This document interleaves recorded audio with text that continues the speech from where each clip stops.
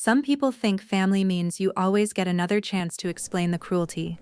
But sometimes the truth arrives half frozen on your doorstep, wearing wet sneakers, shaking too hard to speak, and carrying the kind of proof no parent can charm their way out of.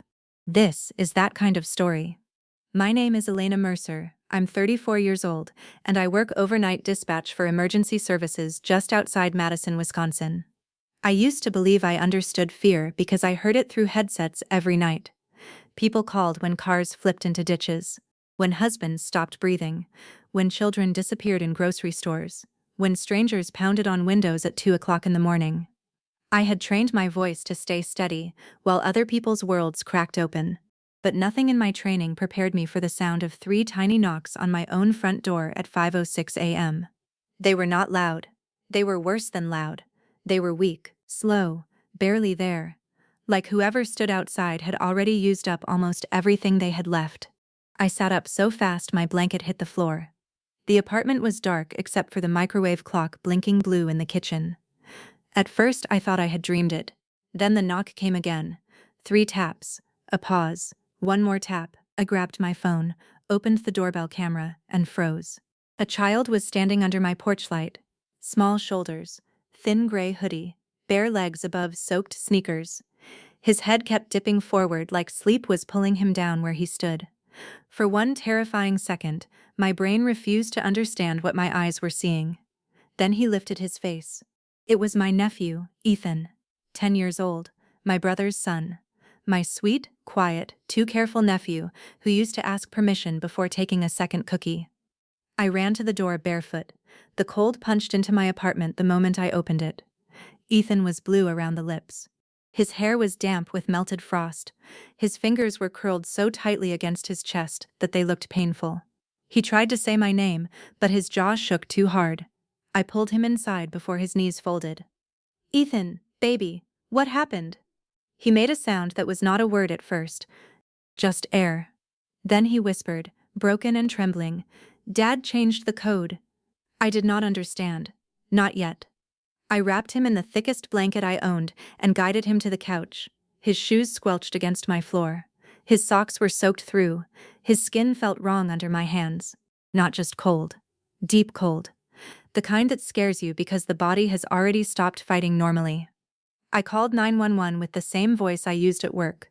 Clear address, child in distress, possible hypothermia, 10 years old, conscious but confused, wet clothing, unknown exposure time. My voice stayed professional because it had to. My hands did not. While I spoke to the dispatcher, my phone buzzed twice, first from my brother, Aaron. "Where is Ethan?" Then from his wife, Marissa. "Did he come to you?" Don't do anything dramatic. Not, "Is he alive?" Not, "Is he hurt?" Not, "Please tell me my son is safe." Just control. Just accusation. Just fear of consequences wearing the mask of concern. I looked from those messages to the child shaking on my couch, and something inside me went very still. I did not answer them. I saved the doorbell footage. Then I sent it to Officer Caleb Reeves, a patrol officer I knew from years of dispatch calls, with one line.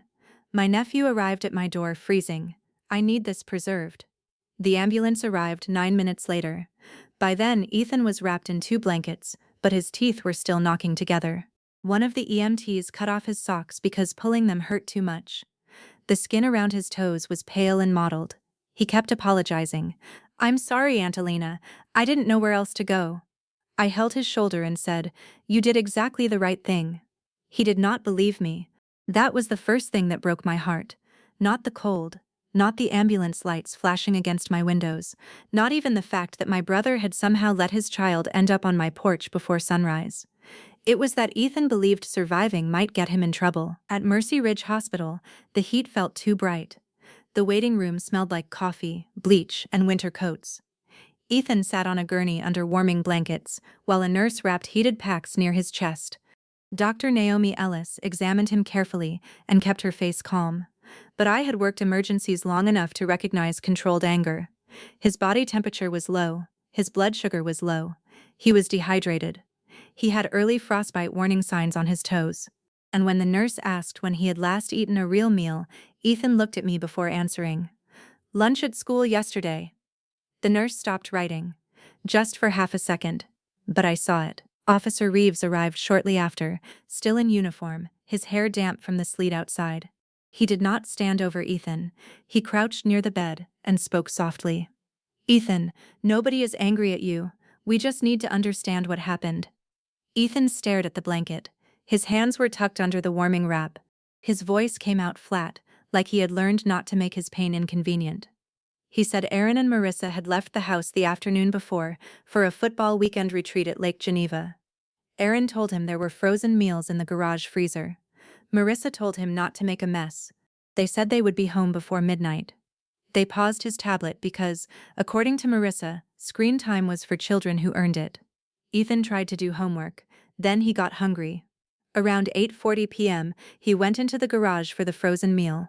The door from the kitchen into the garage shut behind him. When he tried to go back inside, the keypad blinked red. He entered the code again. Red, again, red.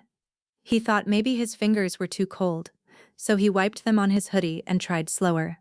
Red. He called Aaron. No answer. He called Marissa. No answer. He called Aaron again. No answer. Then his phone died. He stayed in the garage because he was afraid if he went outside and asked a neighbor for help, Aaron would say he embarrassed the family. He said that part quietly, like embarrassing Aaron was somehow worse than freezing. At first, he sat on a plastic storage bin. Then he curled up on an old tarp near the lawn equipment. He said the concrete felt like ice through his pants. He said he kept thinking the SUV would turn into the driveway any minute. At 1 a.m., he stopped feeling hungry. At 3 a.m., his toes started hurting so badly he cried into his sleeve because he did not want anyone to hear. At 4:30 a.m., he realized nobody was coming, so he pushed open the side garage door, climbed over the snowbank, and walked almost 2 miles to my apartment. In 19-degree weather. With wind. In wet sneakers. He said he followed porch lights because he was afraid that if he fell somewhere dark, nobody would find him. When he finished talking, the room was silent except for the monitor. Officer Reeves wrote everything down. Dr. Ellis turned away for a moment and pressed her lips together. I sat beside Ethan and felt a kind of rage I had never felt before. Not hot, not explosive. Cold, clean, permanent. Then my phone started ringing. Aaron, Marissa, Aaron again. Marissa sent one message. Elena, we know you have him. Do not turn this into one of your bitter little crusades. I showed the message to Officer Reeves. He read it once, then asked, Do you have cameras at your door? Yes. Send me the full file. I already did. He looked at me then, not with surprise. With understanding. Because people who work emergencies know the difference between panic and evidence. Aaron and Marissa arrived at the hospital at 9:18 a.m. I remember the exact time because I was staring at the clock above the nurse's station, trying to stop myself from checking my phone again. They came through the automatic doors, dressed like people who had been inconvenienced, not terrified. Aaron wore a black designer coat and a watch that cost more than my car. Marissa wore cream boots, a wool coat, and the kind of makeup that was smudged enough to look emotional, but not enough to look real. Aaron saw me first. Not Ethan's room. Not the doctor. Me. That told me everything. He walked straight toward me and lowered his voice. What did you say to them? I looked at him. You mean, is your son okay?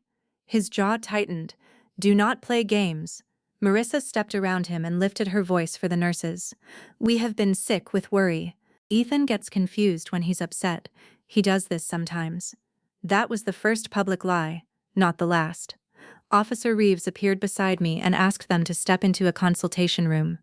Aaron gave him the polished smile he used at banks, weddings, and funerals. This is a family misunderstanding. Dr. Ellis came out of Ethan's room before anyone could move. No visitors yet. Marissa blinked. I'm his stepmother. Dr. Ellis did not soften. Then you can wait until Child Services finishes the preliminary interview. Child Services. The words hit Aaron like a slap. His eyes flashed. Why is Child Services involved? Officer Reeves answered calmly. Because your 10-year-old son was found in medical distress after being locked out of his home overnight. Aaron pointed at me. She took him. I laughed once.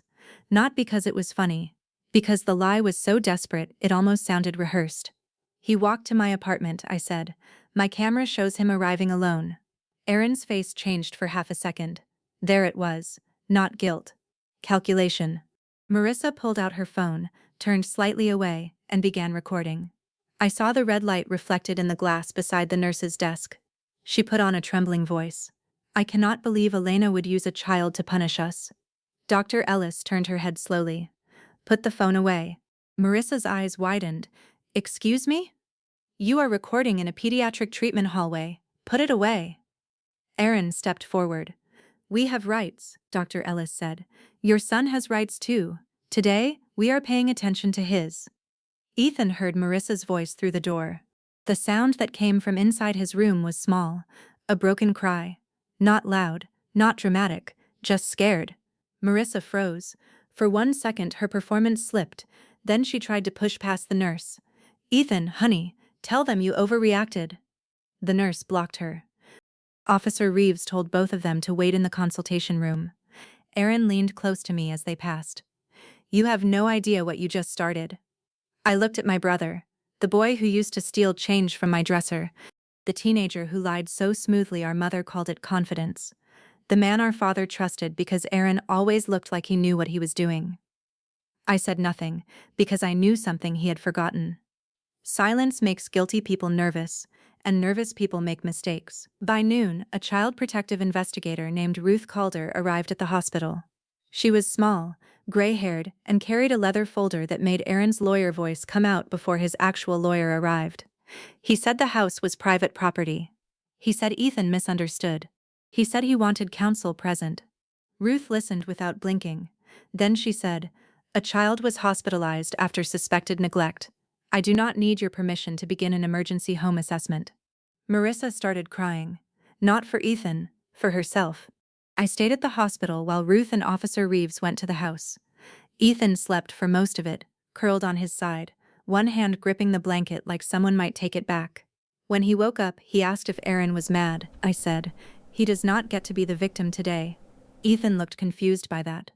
Like he had never considered that adults could be wrong without children being responsible for fixing it. Later, Ruth returned with a face so neutral it frightened me. Professionals only look that calm when the evidence is terrible. She did not tell me everything at first. But enough came out over the next 24 hours. Aaron's house looked perfect from the street. Stone front, heated driveway, smart cameras, 3-car garage, a kitchen with marble counters and no food. The refrigerator had champagne, energy drinks, half a jar of pickles, and old pasta with a swollen lid. The pantry had cocktail mixers, protein powder, and stale crackers. Ethan's bedroom had a mattress on the floor, one thin blanket, and a plastic laundry basket full of clothes 2 sizes too small. No winter coat that fit. No gloves. No books except school workbooks. No toys except a cracked handheld game with no charger. The garage had no heat. There was a space heater still in its packaging on a shelf, like a prop purchased for an inspection that never happened. The inside garage door had a smart lock. The side door had a manual bolt mounted too high for Ethan to reach without climbing. And near the door frame, at a child's height, were scratch marks. Small, desperate, wed. The neighbor across the street, Mr. Alvarez, told Officer Reeves he had seen Ethan alone often, taking out recycling bags full of empty bottles, shoveling snow before school, sitting on the porch with a peanut butter sandwich while parties happened inside. He said he once asked Ethan if he had eaten dinner. Ethan told him Marissa forgot groceries, but Aaron said ordering delivery made kids lazy. Mr. Alvarez had reported concerns to the school months earlier. Aaron showed up in a suit the next day and made everyone feel foolish. That was Aaron's gift. He did not shout when strangers questioned him. He smiled until they doubted themselves. The school records told the same story: missed lunches, dirty clothes after weekends, exhaustion in class, no gloves during recess, repeated notes about Ethan hoarding snacks in his desk. When Ruth told me emergency kinship placement was possible, I felt the floor move under me. Possible did not mean easy. Possible meant inspection, immediate, home safety, food, bed, clothing, locked medication, proof of income, backup childcare, a plan. I lived in a 1-bedroom apartment with a couch that sagged in the middle and a kitchen table I used as a desk. I worked nights. My savings were not impressive. My life was functional for one lonely adult, not a traumatized child. But when Ruth asked if I was willing to be considered, I did not hesitate. Yes. She warned me that willingness was not enough. I said, tell me what he needs. That afternoon, I sold things. The camera I used for weekend photography, my treadmill, a gold bracelet my mother left me, then my car. I posted it below value because I needed the money before morning. A coworker drove me to a discount furniture store, where I bought a twin bed, a blue comforter, socks, pajamas, school supplies, and groceries that made my tiny refrigerator look like it belonged to someone with hope. At 7 p.m., I called Vivian Hart, a family attorney whose name people said like a warning. Her consultation fee made my stomach drop. Her retainer made me close my eyes. I told her I could pay the first part by morning, and the rest after my car sold. She asked what evidence I had: doorbell footage, hospital records, messages, CPS inspection pending, police report. She was silent for a moment. Then she said, do you know what brand of lock they use? I did. Aaron bragged about it every Thanksgiving. Vivian said, good. We need the activity logs before he deletes them. That was when the case changed from neglect to proof. And proof was the one language Aaron could not charm. The smart lock company responded faster than any of us expected because Vivian requested preservation through emergency legal channels, and Officer Reeves attached the police report. At 8:12 the next morning, Vivian called me. Her voice was quiet. That scared me more than if she had sounded angry. Alina, sit down. I sat on the edge of the new bed I had assembled at 2 a.m. Ethan was still at the hospital under observation. The blue comforter smelled like plastic packaging and laundry detergent, Vivian said. The logs show the code was changed remotely at 9:52 p.m. I closed my eyes. From whose phone? Aaron's. At 9:52 p.m. While Aaron and Marissa were at the resort, the original house code was deleted. A new code was created. No invitation was sent to Ethan's phone. No backup code was shared. At 10:08 p.m., the old code was entered at the garage door. Denied. At 10:13 p.m., denied again. At 10:21 p.m., denied again. At 10:44 p.m., denied again. Then nothing. Nothing until 5:06 a.m., when my camera recorded Ethan knocking on my door. Vivian let that timeline sit between us. Then she said, this was not an accident. This was not a confused child. This was an adult removing access while a child was trapped outside the living space. I gripped the edge of the bed until my fingers hurt. He knew. We will prove what he knew. But we did not have to wait long, because Aaron had always confused arrogance with invisibility. That night, Marissa went online. She had about 80,000 followers because she posted videos about luxury homemaking, blended family grace, and raising resilient kids with structure. In the videos, Ethan was always in the background, carrying plates, folding towels, smiling when told to smile. I never liked those videos. I hated them now. Marissa went live from her mother's guest room, wrapped in a beige blanket, crying under soft lighting. She said a bitter relative had manipulated a sensitive child. She said Aaron was a loving father who had been misunderstood. She said smart home technology sometimes failed. She said I had always resented their success. Then she said my full name, my workplace, my city. She told people to call and demand that I return Ethan to his real family. Within an hour, dispatch received calls about me. Anonymous people called me a kidnapper, a liar, a lonely woman trying to steal someone else's child. One man said women like me became dispatchers because we liked controlling other people's emergencies. My supervisor, Karen Vale, called me into her office before shift. I thought I was going to be suspended. Instead, she closed the door, slid a printed copy of Marissa's live stream transcript across the desk, and said, "Our legal department is preserving every call." I stared at her. She added, "You are not being punished for protecting a child." That was the first kindness from an adult that week that did not come with paperwork. I almost cried. Almost. But Aaron was not done. He hired a lawyer who sent Vivian a letter accusing me of custodial interference, defamation, emotional manipulation, and class resentment. Class resentment. That phrase stayed with me. Aaron had let his son freeze in a garage, but still found time to insult my apartment. Vivian read the letter and laughed once, not warmly. Good. Let him put his arrogance in writing. Then came the witness nobody expected. A man named Blake Turner contacted Vivian through her office website. He worked with Aaron. He had been at the resort. His message was short. I saw him change the lock code. I didn't know his son was home. Vivian called him immediately. By morning, Blake had signed a sworn statement. At the resort bar during the halftime show, Aaron had been drinking with coworkers. He showed off his smart home app. Someone joked that his house was like a prison. Aaron laughed and said, "Only for people who forget who pays for it." Then, in front of 3 people, he changed the code. Blake thought it was a demonstration, a drunk power move. He did not know Ethan was home. He did not know a child would spend the night on concrete while Aaron drank cocktails under heated patio lamps. When Vivian sent me the statement, I sat in my carless parking spot outside my apartment and screamed into my hands. Not because we finally had proof, because Ethan had been right from the beginning. Dad changed the code. Everyone wanted to make it complicated. Technology, misunderstanding, family conflict, bitter aunt, sensitive child. But Ethan had told the truth with blue lips on my couch.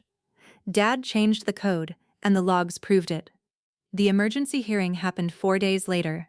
Ethan did not have to go into the courtroom. A child advocate stayed with him in a separate room with coloring pencils, snacks, and a therapy dog named Muffin. Before the hearing, Ethan asked if Aaron would see him. I said, "Not unless you choose it." He whispered, "What if he says I lied?" I knelt in front of him. "Then the records will answer." He looked at me like records were a strange kind of magic. Maybe they are. Maybe for children who are not believed, documents become the adults brave enough to speak. Aaron and Marissa arrived dressed for sympathy. Aaron in a charcoal suit. Marissa in pale gray, hair pulled back, no jewelry except a tiny cross necklace she never wore before. Their lawyer argued that Ethan had panicked, that the garage was attached to the home, that the technology malfunctioned, that family conflict had been escalated by my resentment. Vivian did not interrupt. She waited. Then she built the story out of timestamps.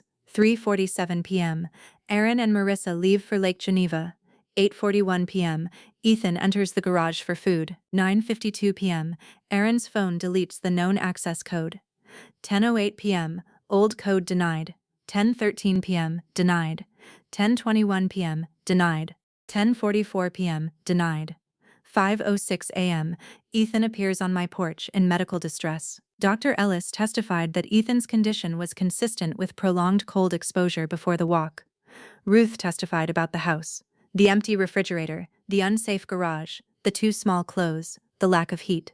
The school concerns. Mr. Alvarez testified with trembling hands. He said he had watched a wealthy house slowly turn a child into staff. That sentence made Marissa cover her face.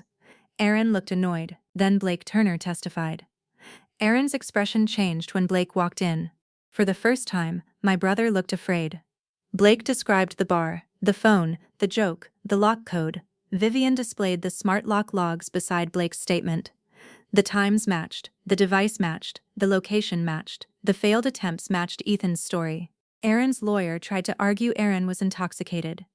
Vivian asked Blake, was he too impaired to understand he was changing the code? Blake swallowed. No, he knew what he was doing, he was showing off. Then Vivian played the doorbell footage.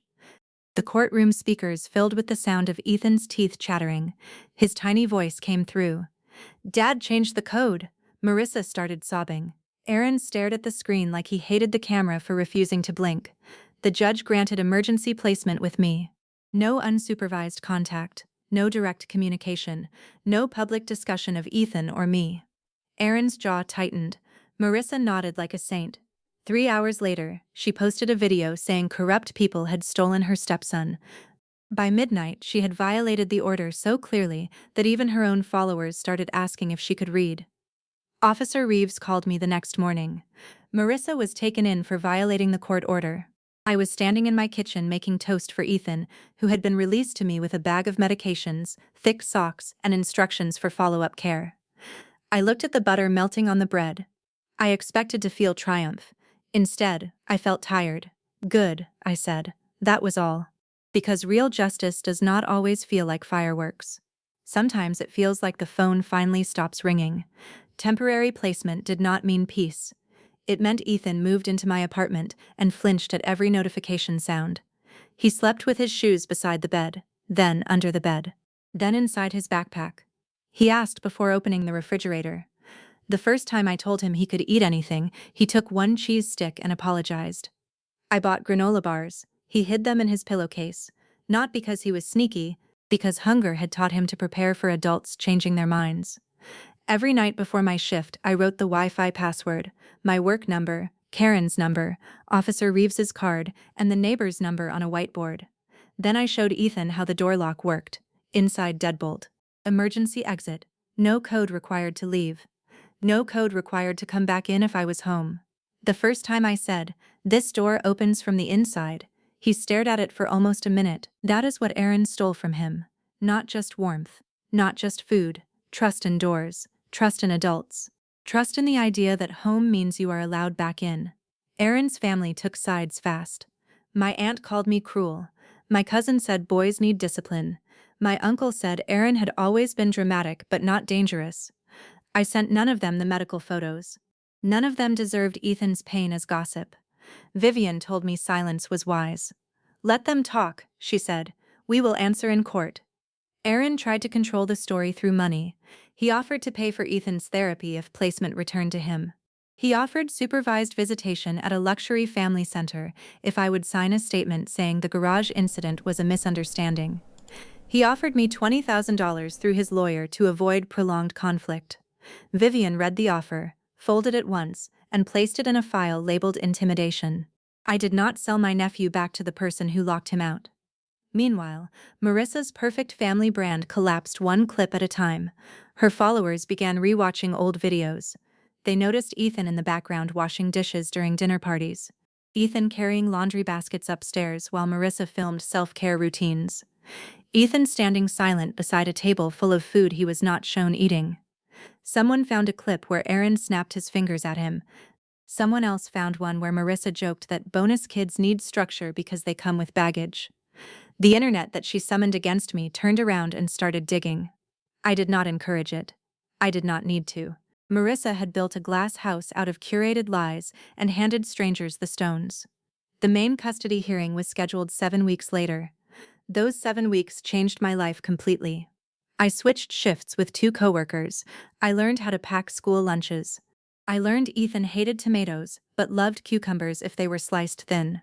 I learned he liked baseball, but had never joined a team because Aaron said sports were for kids who brought home straight A's. I learned he had nightmares where the keypad blinked red. Sometimes he woke up gasping, whispering, "I tried it again." I would sit on the floor beside the bed and say, "You are inside, you are warm, the door opens." Over and over, inside, warm, open. That became our prayer. The final hearing began on a Wednesday morning with snow falling hard enough to blur the courthouse windows. Ethan chose not to enter the courtroom. He waited with his advocate in a separate room. Before I went in, he handed me a folded piece of paper. It was a drawing, my apartment building, the porch light, me at the door, him under a blue blanket. At the top he had written, "Aunt Elena opened it." I had to stand in the hallway for a moment before I could breathe. Aaron was already seated when I entered. He looked thinner, angrier, less polished.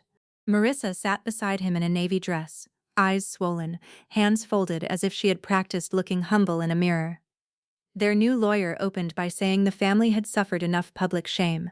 Vivian stood and said, "Public shame is not the legal issue, child safety is." Dr. Ellis testified again. Ruth testified again. Mr. Alvarez testified again. Then the school counselor testified. That was new. She described Ethan saving crackers from lunch, falling asleep during reading time, panicking when a teacher said she might call home. She said Ethan once asked if parents could get in trouble for being too busy. The judge wrote that down.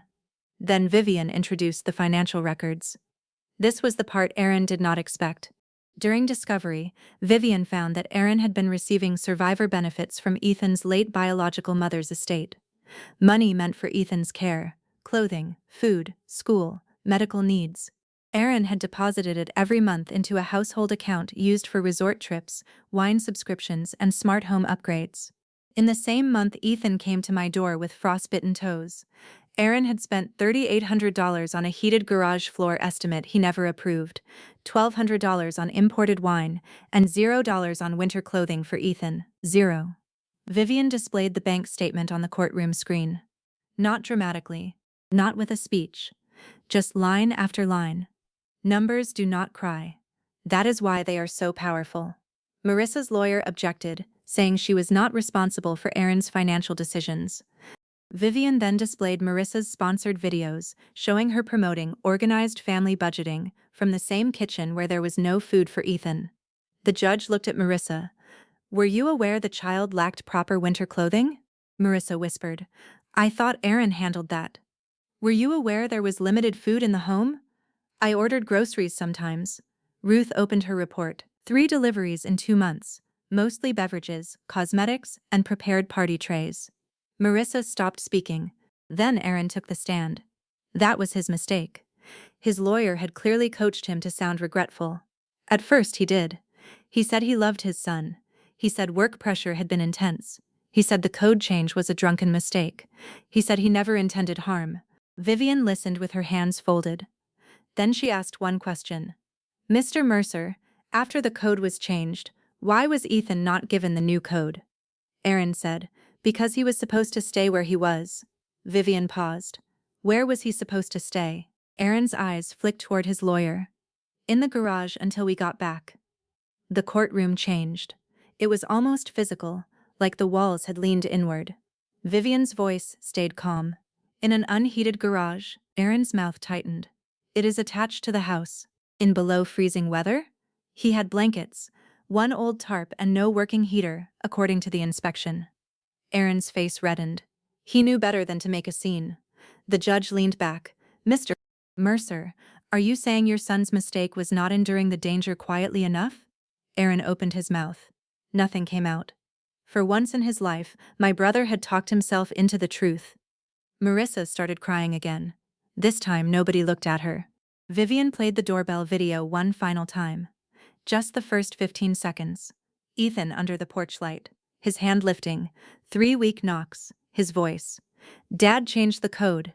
Then she showed the bank statement, then the lock logs, then Marissa's public video, then the protective order violation, then the school reports, then the photo of the empty refrigerator, then the photo of Ethan's mattress on the floor. One by one, she placed the truth where everyone could see it. She did not need to call Aaron a monster. The evidence had already introduced him. The judge ruled that Ethan would remain in my care. Aaron and Marissa would have no unsupervised contact. CPS would proceed toward termination of parental rights. The financial misuse would be referred for investigation. The protective order would remain. The court would consider restitution for Ethan's care, therapy, and education. Aaron slammed his palm on the table. "He is my son." From the side room, through a door that had not latched fully, Ethan's voice answered. Not loud, not angry, just clear. "Then why didn't you open the door?" No one moved. Not the lawyers, not the bailiff, not the judge. Aaron looked toward the sound like he had been struck, and I knew, in that terrible silent second, that Ethan had said the one thing no court order could say better. Ownership is not love. Control is not parenting. A last name is not a home. The criminal case took 9 months. 9 months of therapy appointments, school meetings, nightmares, court updates. Reporters outside hearings because Marissa had made the story public first. Aaron lost his job after the company confirmed he had used a smart home product demonstration during conduct that endangered a child. Marissa lost sponsorships, then her account, then the friends who only liked her when her life looked expensive. Aaron tried to take a plea deal that avoided admitting intent. Vivian fought it. Officer Reeves kept pushing. Ruth kept documenting. Blake Turner testified again. In the end, Aaron pleaded guilty to child endangerment, neglect, intimidation, and financial misuse of child support funds. Marissa pleaded guilty to child endangerment, violation of a protective order, and harassment connected to the online campaign. Aaron received 26 months in county custody, 5 years of supervised probation, mandatory parenting accountability treatment, and no contact with Ethan unless a future court allowed it. Marissa received 11 months, probation, a public retraction, and a financial judgment for the damage caused by her harassment. Their parental rights were terminated permanently. The house was sold. The perfect kitchen, the smart cameras, the wine wall, the garage where Ethan learned cold could be a punishment. All of it became numbers on legal paper. A protected trust was created for Ethan using restitution, the sale proceeds attached through court order, and recovered survivor benefits for education, therapy, medical care, future housing. Aaron's favorite thing in the world had always been control. In the end, every system he used to control Ethan became the evidence that freed him. The smart lock, the cameras, the bank records, the videos, the timestamps. His own arrogance had kept receipts. I thought I would feel victorious when sentencing ended. I did not. I felt relief so deep it made me dizzy. Revenge was not watching Aaron taken away. It was Ethan sitting beside me without flinching when the courtroom door closed. It was knowing nobody could order him into silence and call it discipline again. It was watching him eat a sandwich without asking whether he had earned it. 2 months after the final custody papers were signed, we moved into a small 2-bedroom rental house near Ethan's school. It was not fancy. The hallway floor creaked. The backyard fence leaned. The kitchen drawer stuck if you pulled it too fast. But the heat worked. The fridge stayed full, and the front door opened. Every time. Ethan chose the smaller bedroom because the window faced a maple tree. I painted the walls blue. He pretended not to care. Then he spent 40 minutes deciding where to hang his baseball poster. Healing was not simple. Some days he laughed like any other 10-year-old. Some days he went quiet because a microwave beep sounded too much like the lock keypad. Some nights he asked questions that made me want to break the world in half. Did Dad want me to die? Would Mom have come back if I stayed? Was I bad before all this? I never lied to him, but I refused to give cruelty the final word. I told him broken adults sometimes punish children for needing what they were supposed to give. I told him neglect is not caused by a child being difficult. I told him love is not proven by money, blood, captions, or family photos. Love is proven by responsibility, by food in the refrigerator, by a coat that fits, by showing up, by opening the door. Slowly, Ethan became a child again. He joined baseball and struck out his first 4 games. Then one Saturday, he hit a double into left field and looked stunned when everyone cheered. He stopped hiding granola bars in his backpack. He invited a friend over. He asked if we could make pancakes for dinner just because we wanted to. I said yes. He laughed so hard flour got on the floor. I left it there for 10 minutes because the mess felt holy. On the 1-year anniversary of the night he came to me, I woke before dawn. I expected grief to be waiting in the hallway. Instead, I found Ethan in the kitchen making toast. He had grown taller, his hair stuck up on one side. He was wearing warm socks. He looked at me and said, "I'm okay, Aunt Elena." Then he hesitated. A shy smile moved across his face. "I mean, I'm home." That was the ending Aaron and Marissa never understood. They thought family meant possession. They thought a child was someone to manage, display, punish, and silence. They thought a locked door could teach obedience. But family is not the person who changes the code and calls it a lesson. Family is the person who opens the door, saves the footage, calls the police, and stays when the truth becomes expensive. The lesson I carry now is simple. When a child tells you something is wrong, listen before the adults with polished voices explain it away. When someone uses money, status, or social media to bury the truth, look for the records. And when doing the right thing costs you comfort, reputation, sleep, or peace, remember that your courage might become the first safe home someone has ever known. Blood can explain where a child came from. Responsibility proves who deserves to stay.